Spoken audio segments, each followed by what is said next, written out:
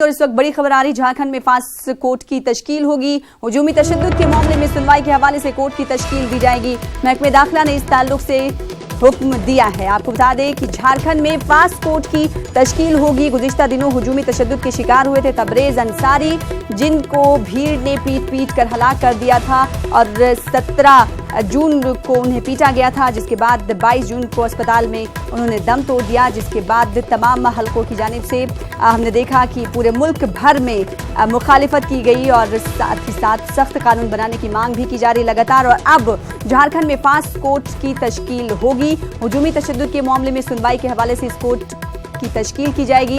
महकमे दाखिला ने इस ताल्लुक से हुक्म दिया है। कोर्ट में रोज होगी हुजूमी तशद्दुद के मामले की सुनवाई। और इस मामले पर मजीद बातचीत करेंगे। हमारे साथ हमारे नुमाइंदे नौशाद आलम जुड़ रहे हैं रांची से। काफी अच्छी खबर है नौशाद। जी बिल्कुल सरा, आपने सही कहा कि जिस तरह से तबरेज़ अंसारी की हुजूमी तशद्दुद के मामले में जो है वो जो मौत हुई थी और उसके बाद से जो जिस तरह से हुकूमत की को तनकीद का निशाना बनाया गया था और मुसलसल यहाँ पे एहतजाजी मुजाहरे किए जा रहे थे। हालांकि इस ताल्लुक से इस वाक़े के बाद जो है हुकूमत के जरिए जो है कदम उठाए गए थे। इंतजामिया ने 11 मुलज़मीन को गिरफ्तार भी किया था और 2 जो है अफसरान को मुअत्तल भी कर दिया था।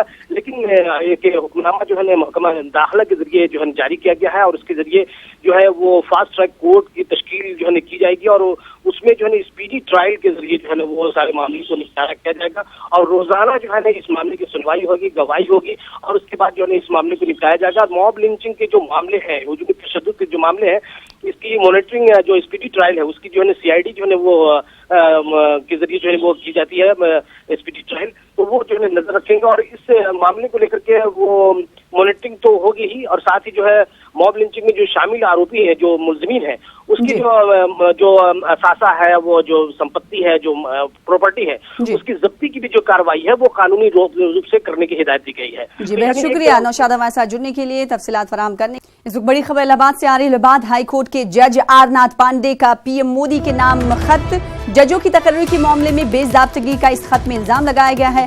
हाई कोर्ट और सुप्रीम कोर्ट की जजों की तकर्री के मामले में इल्जाम लगाया गया है। तकर्री में कुंबा परवरी और जात पात का इम्तियाज बरतने का जज की जानिब से इल्जाम लगाया गया है और ये खत वजीर आजम नरेंद्र मोदी के नाम लिखा गया है, जो कि इलाहाबाद हाई कोर्ट के जज हैं, जिनका नाम आर नाथ पांडे है।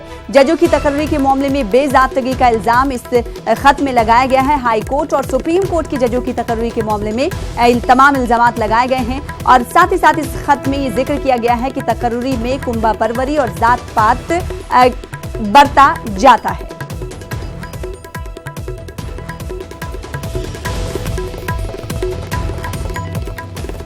इस लोग बड़ी खबर आपको इलाहाबाद से दे रहे हैं। इलाहाबाद हाई कोर्ट के जज आर नाथ पांडे ने PM मोदी के नाम खत लिखा है और इस खत में जजों की मामले के तकर्री के मामले पर बेज़ाब्तगी का इस खत में जिक्र किया गया है।